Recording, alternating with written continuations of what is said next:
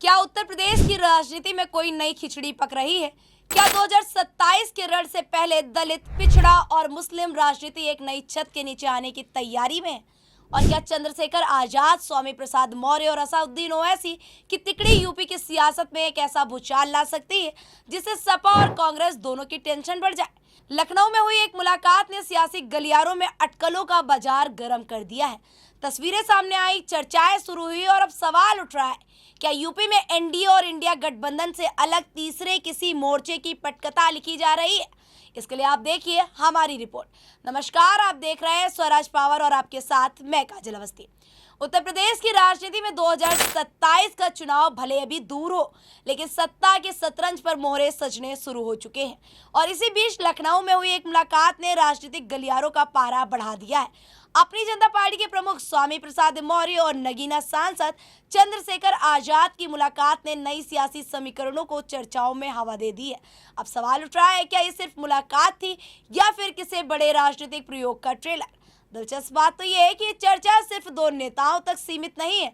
सियासी गलियारों में कयास लगाए जा रहे हैं कि इस संभावित समीकरण में एआईएमआईएम प्रमुख असादुद्दीन ओवैसी भी शामिल हो सकते हैं। ओवैसी लगातार यूपी में अपनी सक्रियता बढ़ा रहे हैं। चंद्रशेखर दलित, जो कि युवाओं के बीच अपनी पकड़ मजबूत करने में लगे हुए, तो वहीं दूसरी तरफ स्वामी प्रसाद मौर्य, जो कि पिछड़ों की राजनीति का सबसे बड़ा चेहरा बनने की कोशिश में है। यानी कि तीन चेहरे, तीन सामाजिक आधार और एक संभावित राजनीतिक मंच। अगर इस संभावित गठबंधन का गणित समझे तो तस्वीर और दिलचस्प नजर आ रही है। एक तरफ है दलित वोट, दूसरी तरफ है पिछड़ा वर्ग और तीसरी तरफ है मुस्लिम वोट बैंक।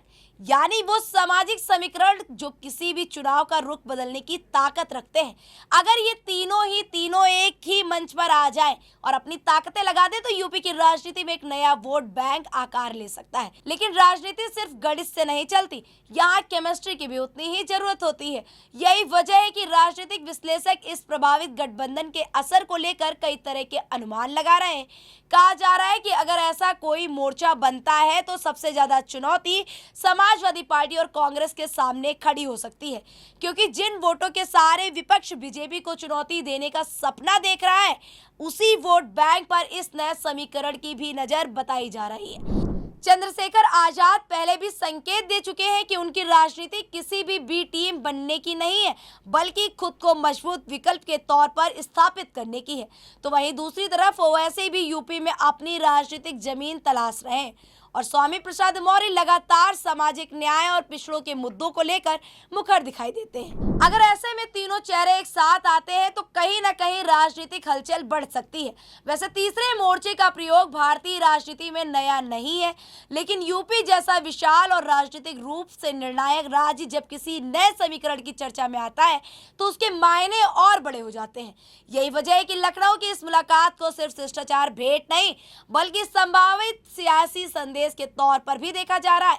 फिलहाल गठबंधन का कोई औपचारिक अभी ऐलान नहीं हुआ है, ना ही कोई सीटों का फॉर्मूला सामने आया है।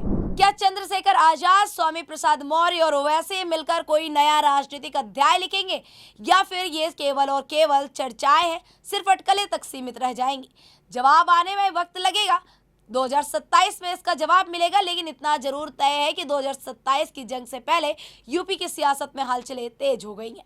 फिलहाल के लिए अभी इतना ही। देखते रहिए स्वराज पावर। हमारे चैनल को लाइक, कमेंट, सब्सक्राइब करना बिल्कुल न भूलें।